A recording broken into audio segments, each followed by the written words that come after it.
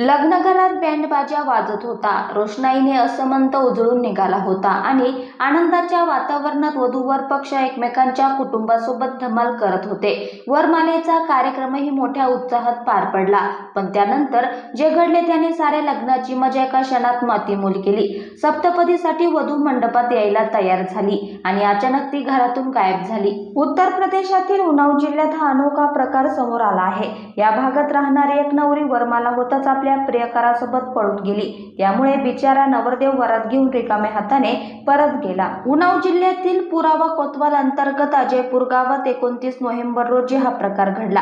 वधूच्या घरी पुरावा पोलीस स्टेशनच्या हद्दीतील एका गावात मोठ्या थाटामाटात वरात आली होती. वधू पक्षाकडून वराचे आणि वराडी मंडळींचे उत्साहाने स्वागत करण्यात आले. द्वारपूजन झाल्यावर वरमालेचा कार्यक्रमही झाला, जिथे वधूने नवरदेवाच्या गळ्यात आनंदाने वरमाला घातली. हसत खेळत कार्यक्रम पार पडल्यावर वधू आपल्या खोलीत गेली. यानंतर तिला मंडपात सप्तपदीसाठी यायचे होते. जेव्हा वधूला सप्तपदीसाठी बोलवण्याची वेळ आली, तेव्हा घरातील मंडळी तिला शोधायला तिच्या खोलीत गेली, पण वधू तिथे नव्हती. घरातील लोकांनी तिला पूर्ण घरात आणि परिसरात शोधले, पण ती कुठेच सापडली नाही. वधू अचानक गायब झाल्याची बातमी कळताच दोन्हीकडील मंडळींना मोठा धक्का बसला.